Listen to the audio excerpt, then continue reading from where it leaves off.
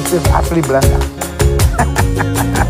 Saya dengan istri sedang santai makan Povertjes di Volendam di Belanda.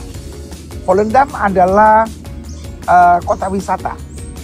Ini sebetulnya daerah Buren, daerah untuk nelayan. Nelayan di daerah sini. Dan lucunya kalau kita dari tempat parkir, kita naik menuju laut. Karena Belanda ini sudah 1,5 meter di bawah permukaan laut, bahkan dia punya bandara Schiphol itu 5 meter di bawah permukaan laut. Tapi mengatur dam-damnya sangat bagus sehingga tetap aman. Nah, kan begitu.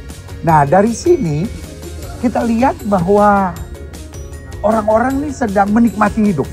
Ya kan, karena ini adalah daerah wisata. Orang makan seperti kita di sini. Ada ikan, ada Povertjes, ada waffle yang ada di sini kan.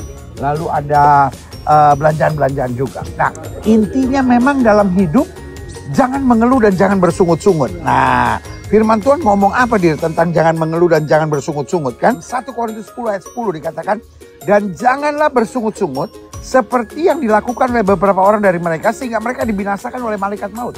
Jadi Tuhan gak suka kita bersungut-sungut, Dir. Nah, gitu. Nah, ada banyak orang bilang, itu kan bukan dosa, itu kan cuma kebiasaan yang keliru aja gitu. Nah, bersungut-sungut memang ada kebiasaan keliru yang sangat serius. Ada banyak orang pikir, itu kan kelemahan manusia. No, sangat serius.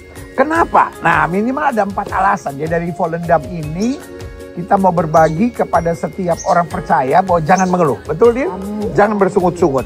Karena bersungut-sungut adalah orang yang tidak sadar diri memiliki mimpi yang terlalu tinggi. Jadi dia nggak bisa mensyukuri apa yang ada. Mimpinya terlalu tinggi. Kita boleh beriman tetapi syukuri dulu apa yang ada. Karena kalau kita setia dalam perkara kecil, Tuhan berkati dalam perkara yang lebih besar. Betul? Ya kan? Dan yang kedua, kenapa sih? Karena orang yang bersungut-sungut adalah orang yang belum mengerti dan merasakan mengalami kedahsyatan Tuhan kita. Jadi betul kita ada masalah, tapi Tuhan kita baik. Betul kita ada tantangan, tapi Tuhan kita setia. Betul ada tantangan, tapi Tuhan kita tidak pernah gagal. Kan begitu. Lalu yang ketiga, kenapa sih? Karena orang yang bersungut-sungut adalah orang yang tidak mampu mendisiplinkan pikirannya ke arah positif dan membangun. Jadi pikirannya liar gitu. Pikirannya selalu, wah seandainya begini.